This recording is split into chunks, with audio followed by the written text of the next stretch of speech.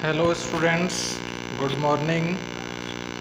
Welcome back to all of you in the online class of social study provided by Rajasthan Academy Juri. Students, अपना chapter चल रहा था what is democracy, Y democracy. इसमें हमने Y democracy के बारे में स्टडी किया, उसके फेवर में जो आर्ग्यूमेंट थे उनको पढ़ा, उसके अगेंस्ट जो आर्ग्यूमेंट थे उनको हमने पढ़ा। अब देखिए ब्रॉडर मीनिंग ऑफ डेमोक्रेसी, बड़े अर्थ में डेमोक्रेसी क्या है, ब्रॉडर मीनिंग के अंदर डेमोक्रेसी क्या है। तो देखिए, ए रिप्रेजेंटेटिव डेमोक्रेसी, रिप्रेजेंटेटिव यानी प्रतिनिधि चुन करके जो डेमोक्रेसी बनती है, is one in which people elect their representative. उसके अंदर टू लेजिस्लेचर, लेजिस्लेचर के लिए पीपल हैं वो क्या करते हैं, अपने रिप्रेजेंटेटिव को इलेक्ट करते हैं। These representatives in turn form the government and govern. और बदले में जो रिप्रेजेंटेटिव होते हैं वो क्या बनाते हैं, सरकार बनाते हैं, गवर्नमेंट बनाते हैं और गवर्न करते हैं, उसे सरकार को चलाते हैं। In this type of democracy, इस प्रकार की डेमोक्रेसी के अंदर a majority is allowed to take decision on behalf of all the peoples. सभी लोगों की तरफ से जो रिप्रेजेंटेटिव होते हैं वो क्या कर सकते हैं, डिसीजन ले सकते हैं। हमने जो रिप्रेजेंटेटिव अपना चुना है तो हम लोगों की तरफ से जो डिसीजन लेने का कार्य है वो कौन करेगा, वो रिप्रेजेंटेटिव करेगा। मॉडर्न डेमोक्रेसीज हैं involve such a large number of people. आधुनिक जो डेमोक्रेसी है उसके अंदर लार्ज नंबर ऑफ पीपल को क्या किया जाता है, शामिल किया जाता है, बड़ी संख्या में लोगों को शामिल किया जाता है। That it is physically impossible for them to sit together and take a collective decision. और शारीरिक रूप से फिजिकली वो व्यक्ति एक जगह बैठ कर के कोई डिसीजन नहीं ले सकते क्योंकि संख्या बहुत ज़्यादा हो जाती है, तो फिजिकली टुगेदर सिट नहीं कर सकते। इवन इफ दे कुड, और यदि वो करते भी हैं तो the citizen does not have the time. नागरिकों के पास क्या नहीं होता, सभी के पास टाइम नहीं होता है। द डिज़ायर और the skill to take part in all the decisions, और सभी डिसीजन में उनकी डिज़ायर भी नहीं होती है पार्ट करने की, उसके अंदर भागीदारी करने की उनकी डिज़ायर भी नहीं है, तो ऐसा नहीं है। नेक्स्ट देखिए अपना nominal democracy and ideal democracy. Nominal democracy और आइडियल डेमोक्रेसी में क्या डिफरेंस है। अभी करंट में जो डेमोक्रेसी चल रही है वो नॉमिनल डेमोक्रेसी चल रही है। आइडियल डेमोक्रेसी कहीं अभी तक सफल नहीं हुई है। डेमोक्रेसी का बेहतर फॉर्म है ये आइडियल डेमोक्रेसी, लेकिन कहीं पर ये सक्सेस नहीं हुई है। क्यों नहीं हुई है उसका रीज़न भी आएगा। A nominal democracy as we normally use the term, जैसा इस टर्म को हम नॉर्मली यूज करते हैं, refers to a system of governance which is run by the people's elected representative. ये नॉमिनल डेमोक्रेसी वही है, पीपल के द्वारा जो इलेक्टेड रिप्रेजेंटेटिव होते हैं उनके द्वारा जो गवर्नमेंट चलाई जाती है वो होती है नॉमिनल डेमोक्रेसी। इसमें फॉर एग्जांपल जैसे अपने इंडिया में है। लेकिन an ideal democracy is a broader concept, लेकिन आइडियल डेमोक्रेसी है वो एक विस्तृत बड़ा कंसेप्ट है। An ideal democracy is a system in which every citizen must be able to play equal role in decision making. For this, one does not need just equal right to vote. Every citizen needs to have equal information.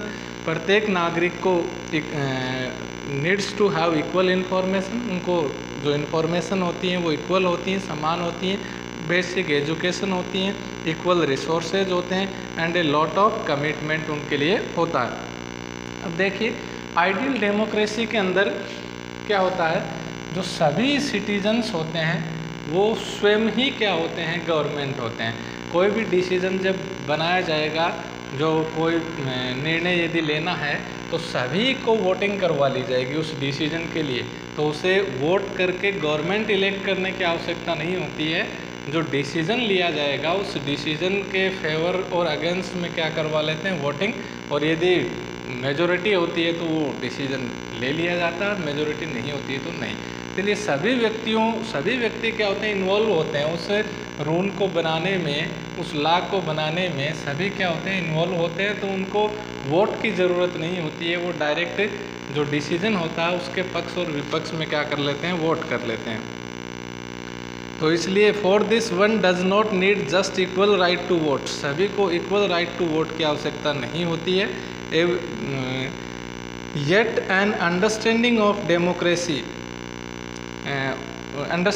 Democracy as an equal reminds us of why we value democracy.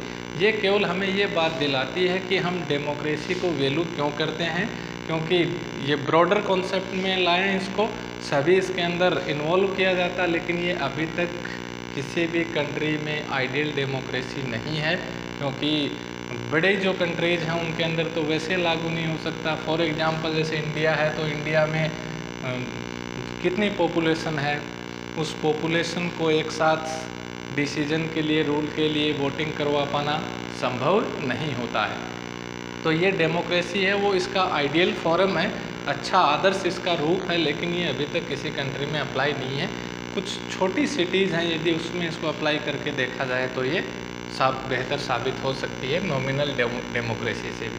अब देखिए next अपना point है difference between democratic form of government and dictatorship. जो अपनी democratic form of government होती है यानी democracy वाली गवर्नमेंट, और जो डिक्टेटरशिप होती है तानाशाही, उन दोनों में डिफरेंस क्या होता है, अंतर क्या होता है। तो देखिए फर्स्ट हम देखते हैं डेमोक्रेटिक फॉर्म ऑफ गवर्नमेंट होता है, उसके अंदर क्या होता है, the ultimate power lies in the hands of people. जो अंतिम जो शक्ति होती है वो किसके पास होती है, पीपल के पास होती है, क्योंकि उनके रिप्रेजेंटेटिव होते हैं। यदि गवर्नमेंट ठीक से कार्य करती है तो ठीक है, वरना एवरी 5 ईयर इलेक्शन होते हैं, उनको वो गवर्नमेंट से बाहर कर सकते हैं, अनसेलेक्ट करके दूसरा इलेक्ट कर लेते हैं। इसके अंदर जो डिक्टेटरशिप होता है उसके अंदर पावर कहाँ होती है, it is a government of one man. या तो ये गवर्नमेंट किसकी होती है, वन मैन ही होता है उसमें, या ग्रुप ऑफ पीपल होता है who have use power by force के माध्यम से वो पावर को यूज करता है।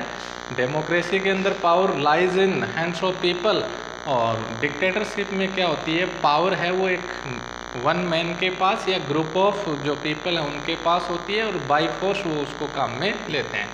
सेकंड डिफरेंस देखिए उसमें, people have right to change government through election. Election के माध्यम से लोग क्या कर सकते हैं, गवर्नमेंट को चेंज कर सकते हैं। और ए dictator can only be removed by violence और बाय मिलिट्री कॉप।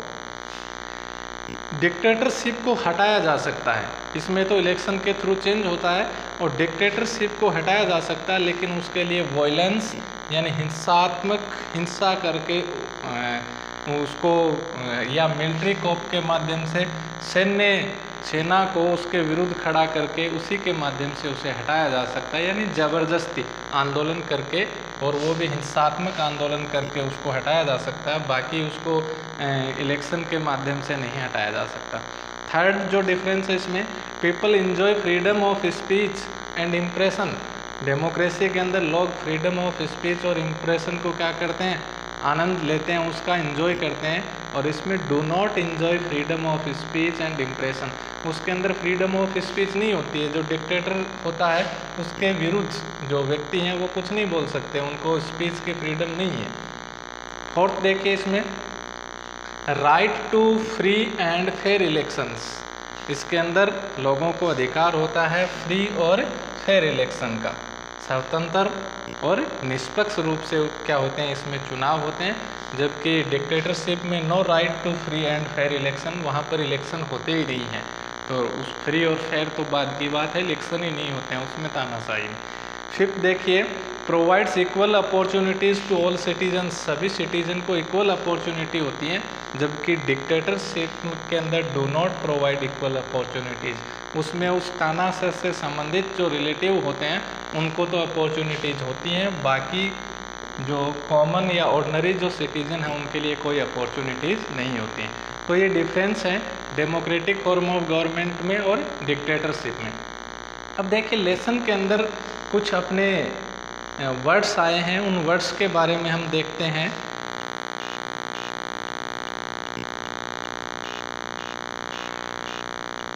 ये हैं अपना। फर्स्ट है कॉन्स्टिट्यूशन मोनार्की, ये राजशाही होती है, इसमें राजा या रानी होती है और कुछ नियम होते हैं, कुछ लिमिटेशन उनकी होती है। कॉन्स्टिट्यूशन मोनार्की जो शासन है, जो गवर्नमेंट है, वो राजा या रानी के द्वारा चलाया जाता है, उसमें कुछ निश्चित नियम भी होते हैं, उनके अकॉर्डिंग उसे चलाया जाता है। डेमोक्रेसी हमने पढ़ा है, ये पीपल्स के द्वारा इलेक्टेड जो रिप्रेजेंटेटिव होते हैं उनके माध्यम से जो मेजॉरिटी प्राप्त करता है उसकी क्या बनती है, गवर्नमेंट बनती है और उसके के माध्यम से वो गवर्नेंस चलाते हैं। डिक्टेटरशिप हमने पढ़ा है, ये रूल होता है बाय फोर्स होता है, या तो वन मैन के द्वारा या ग्रुप ऑफ पीपल के द्वारा। ऑपोजिशन पार्टी आई है, ऑपोजिशन पार्टी वो पार्टी जो इलेक्शन के अंदर मेजॉरिटी हासिल नहीं कर पाती है, और मेजॉरिटी हासिल नहीं होती है तो उसे गवर्नमेंट बनाने का मौका नहीं मिलता है। लेकिन वो जो गवर्नमेंट होती है उसको उसके विरुद्ध यदि कुछ गलत कार्य होता है तो उसके ऑपोजिशन में वो बैठती है और उसे रेस्ट्रिक्ट करती है, उसे बाधित करती है किसी कार्य के लिए। रेफरेंडम, कोई ऐसा प्रोपोजल लाया जाता है, कोई ऐसा प्रस्ताव लाया जाता है कंट्री के अंदर, अब उसे उस प्रोपोजल को लागू करना है कि नहीं करना, उसके लिए रेफरेंडम होता है। डायरेक्ट उस कानून के लिए सभी व्यक्ति क्या करते हैं, उसके लिए वोटिंग करते हैं। और यदि रेफरेंडम के माध्यम से, फॉर एग्जांपल जैसे जनरल परवेज़ मुशर्रफ वाला आया लास्ट में, उसमें रेफरेंडम करवाया गया, ज़्यादा लोगों ने रेफरेंडम में उस जनरल परवेज़ मुशर्रफ के खिलाफ वोटिंग की और उसे 5 वर्ष का निर्वासन मिला और उसे सत्ता से हटाया गया, तो वो कहलाता रेफरेंडम। सभी व्यक्ति मिलकर के किसी एक डिसीजन के फेवर और अगेंस्ट के अंदर क्या करते हैं, वोटिंग करते हैं, वो कहलाता रेफरेंडम। और वुमेन्स फ्रेंचाइजी ये वर्ड आया, जहाँ वुमेन्स फ्रेंचाइजी का मतलब है महिलाओं को भी वोट डालने का अधिकार प्रदान करना।